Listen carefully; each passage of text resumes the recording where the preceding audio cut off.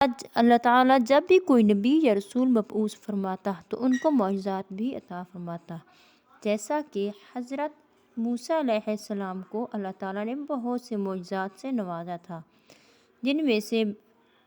عصا اور بیضہ کا ذکر قرآن پاک میں بھی ہے کہ یہ دو نشان حضرت موسیٰ علیہ السلام کو جو عطا کیے گئے تھے یہ عظیم ہے۔ حضرت موسیٰ علیہ السلام جب اپنا عصا پھینکتے تھے تو وہ سانپ بن جاتا تھا، اور جب فرعون سے جنگ کے لیے نکلے تو دریا میں عصا پھینکا تو راستہ بن گیا۔ اسی طرح ہمارے پیارے پیغمبر صلی اللہ علیہ وسلم پر قرآن مجید جو کہ سب سے بڑا معجزہ ہے وہ نازل ہوا، اور حضرت سلیمان علیہ السلام کو اللہ تعالیٰ نے پرندوں کی بولی سکھائی۔ اس کے علاوہ لوہے کو نرم کرنا بھی سکھا دیا، معجزہ دیا،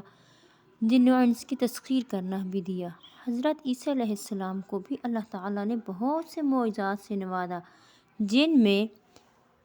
مردوں کو اللہ کے حکم سے زندہ کرنے کا معجزہ بھی اللہ تعالیٰ نے عطا کیا، یعنی کہ اللہ تعالیٰ نے مردوں کو زندہ کرنے کا معجزہ حضرت عیسیٰ علیہ السلام کو عطا کیا، اور وہ مردوں کو زندہ کر لیتے تھے۔ اس کے علاوہ مردوں کو زندہ کرنے کا معجزہ تو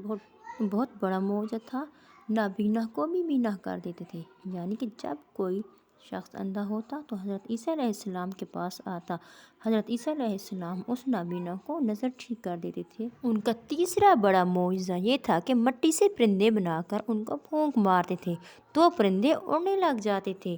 پرندے اڑنے والا معجزہ بھی بہت بڑا معجزہ تھا، لیکن جو لوگ اس وقت ہدایت پاتے تھے، جن کے دل میں تھوڑی سی ہدایت کی طلب ہوتی تھی،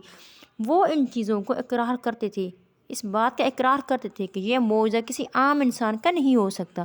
پرندوں کو بنا کر اڑا دینا، مردوں کو زندہ کرنا، یہ انسان کی قوت سے باہر ہے۔ یقیناً یہ کوئی اللہ کا پیغمبر ہے